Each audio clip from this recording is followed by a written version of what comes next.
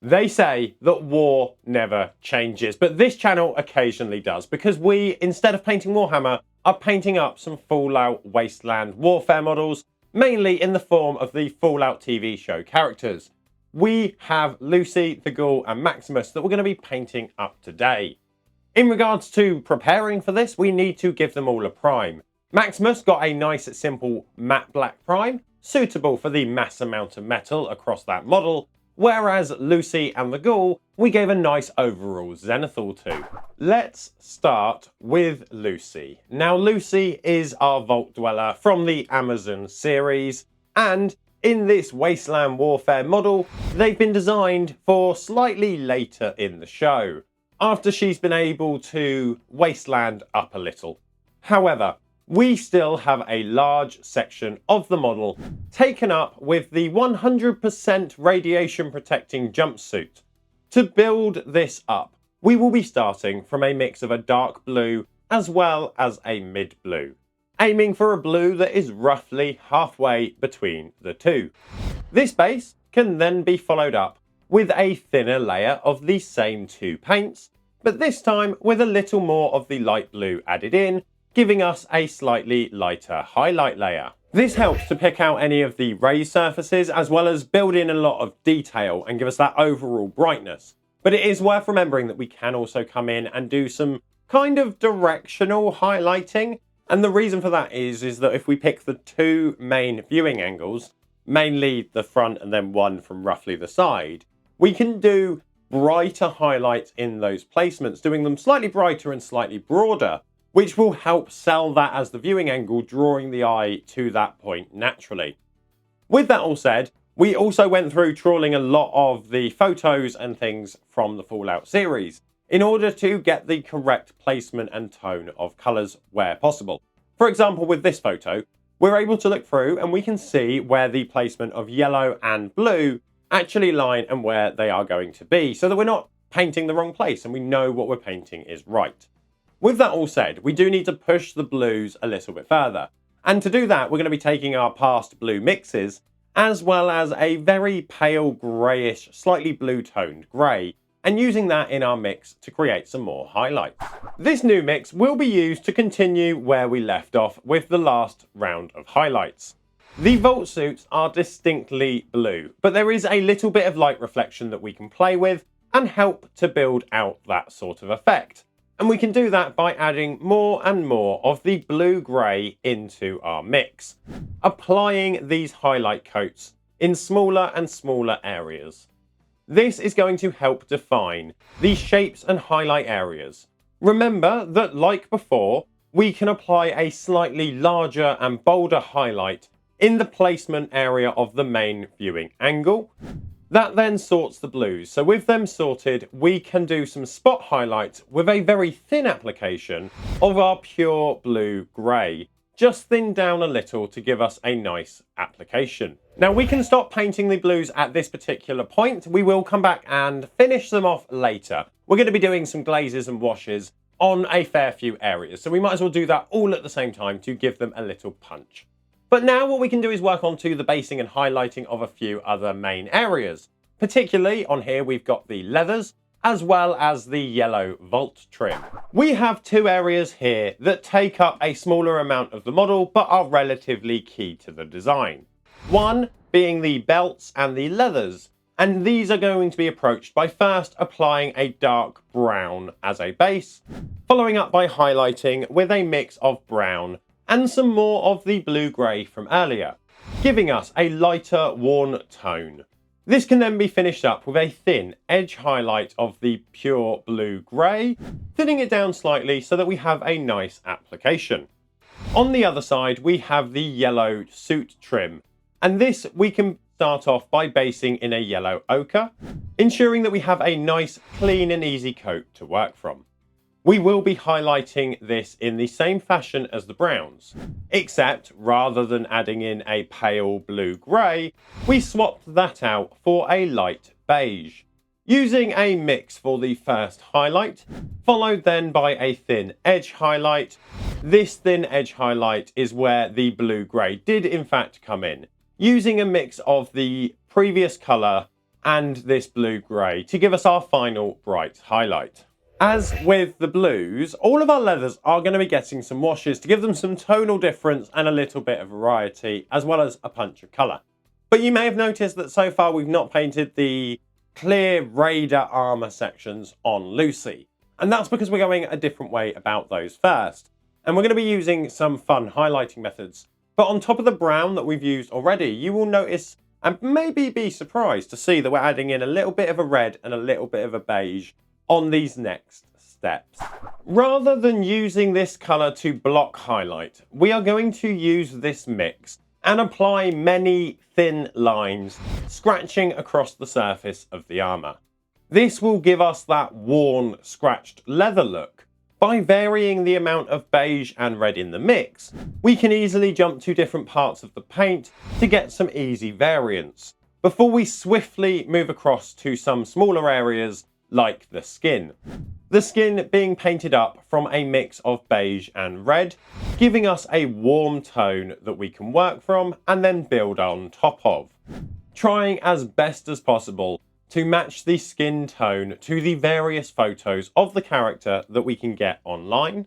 This is then finished off with little bits across the model, such as things like hair, which were painted in a very dark brown, highlighted in thin strokes of a grey, and then washed with a black wash until we darkened it back down to near black.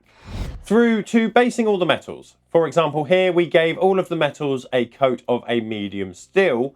This meant that we can come back nicely and do some glazes and washes, which we spoke about earlier. These glazes and washes are a quick process, but will help us to blend, harmonise, as well as push the colours that we've done so far. Starting off, we are going to be grabbing a flesh wash, and we're going to be using this on all of the flesh, but also any of the leather straps. We can avoid any of the worn Raider leather style armour, as instead for that we're going to be coming in and giving it a light red glaze, tinting it slightly and then separating it from the rest of the leathers in that hue. Naturally, the yellows on the jumpsuit are going to need a yellow glaze, and here you can see this is why we went to almost a bright white by adding that blue-grey, because that will now give us that punch of yellow with this glaze. Finally, we naturally can come over and give a black wash over all of the metals, which means we can finish the model off entirely with a blue glaze across the entire jumpsuit, giving us that bright and punchy model for our Lucy. Now, as normal, there are a couple of elements that we haven't been able to go over in the video, partially for hopeful enjoyability on your front, and also because they are very small and don't actually have very many steps, that it's not worth dedicating a part of a video and making this excessively long. For example, the Pip-Boy. We essentially got some white, dropped some white into the screen, and then covered it with a green contrast. This has the advantage of giving us that green aesthetic looking Pip-Boy without needing to do any real work with it. So things like that, we've skipped over them, and if you've got any questions, comment them down below. But now the more important thing is, can you subscribe to the channel before the Brotherhood of Steel arrive?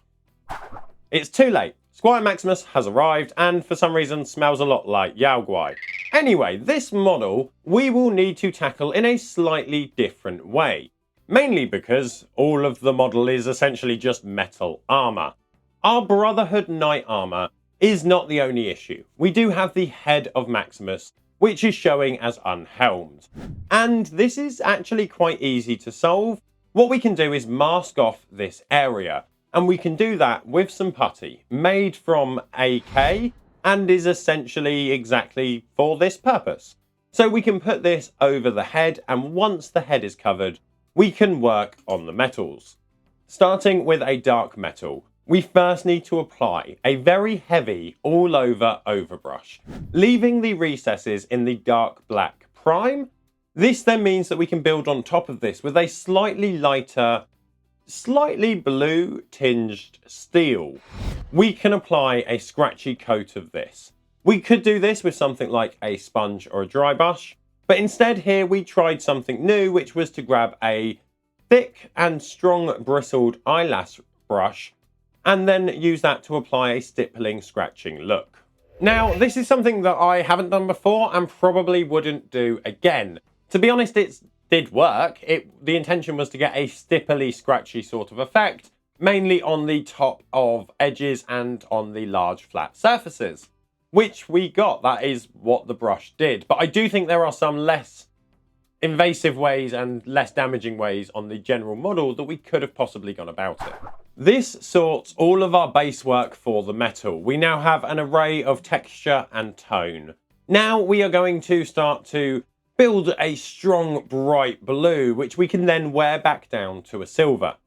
By taking a bright metallic blue and then lightly dry brushing this across the entire model, we bring all of that armour into a consistent line, but keeping all of that subtle impact and damage on those underlying layers.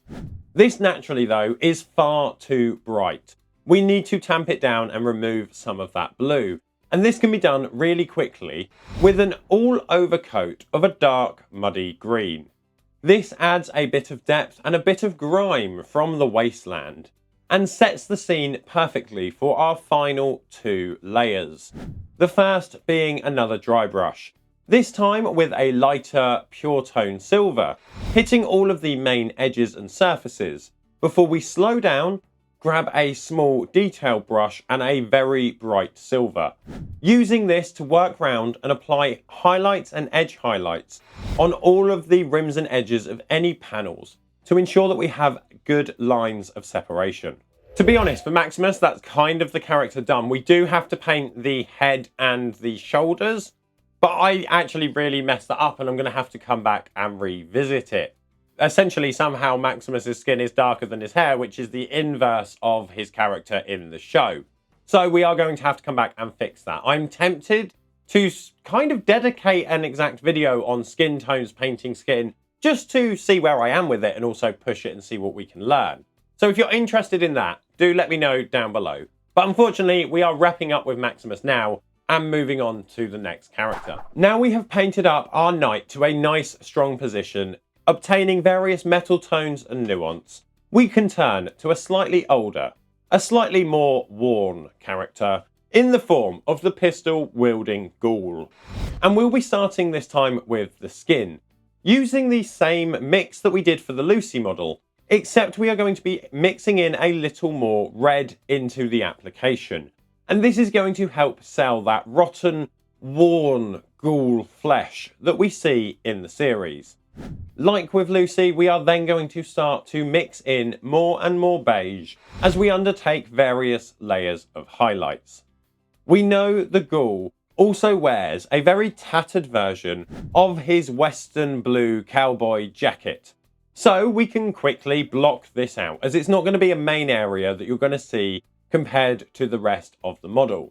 We will naturally use the same colour as the Vault jumpsuit, just making sure that we don't go as bright. Then we can move to the main elements, which are the various damaged, worn road leathers. There are all sorts of brown types that we're going to be using here, but we want to make sure that they are different and separated with a little bit of variation. For the chest and trousers, we can use a drab green-brown for the base, whereas the jacket we can instead opt for a slightly warmer red-brown. In this case, we are opting for a saddle brown, which I thought was quite apt, bearing in mind the history of the model.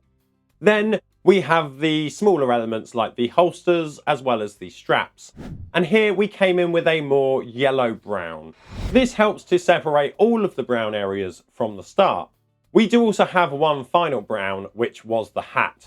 And for this, we grabbed a greenish tinged ochre and applied a coat of this across that so that we also had a good hat. Now that should nicely map out all of the base colours that we need. But as we know, there's been a lot of impact on this ghoul. The wear and tear of the wasteland has a vast amount of impact, just like your like on this video has a vast amount of impact to the channel.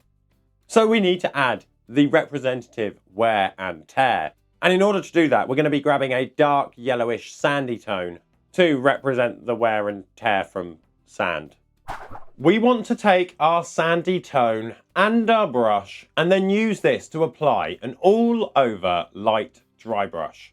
This will pick out all of the raised areas on the model, and we want to try and avoid hitting the face if possible. With the wearing layer applied, we are now going to ghoul and grime up the model, similar to what we did with the Maximus model.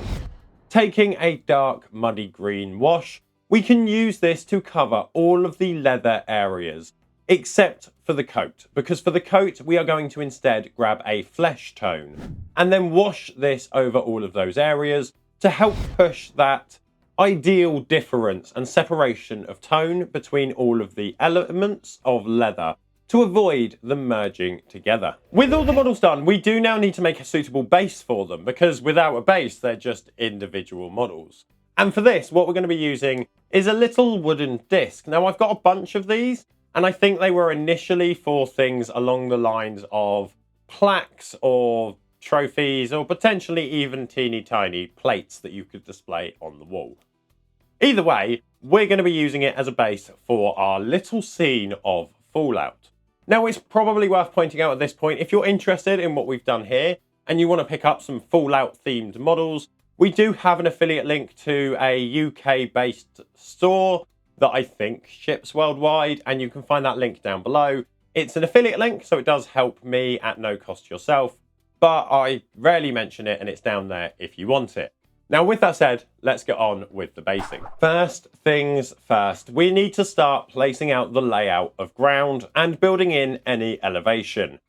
This is after we spend ages carefully removing the models from their bases and then using glue tack to hold them up on our new diorama. We can then use super glue to mount the various elements. Here we are using thin cork sheets. Equally as important are elements like ruins from the war. Here we're going to use some Games Workshop pillars, which we can carefully carve sections out of the cork sheeting and then glue these down onto the floor. We also grabbed some other small building parts which we stuck down. Some odd bits of tech like this thing that I'm going to pretend is a water filter, but for some reason is full of sand.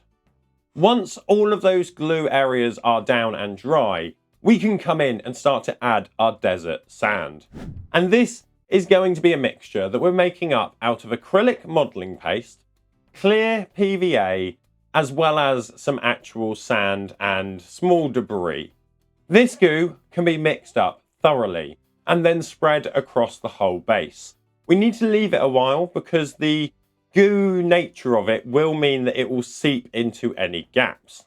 At which point, once we know it's there, we can then scoop out any areas that are excessively covered and reposition it all down so that we've got the depth and layers that we want.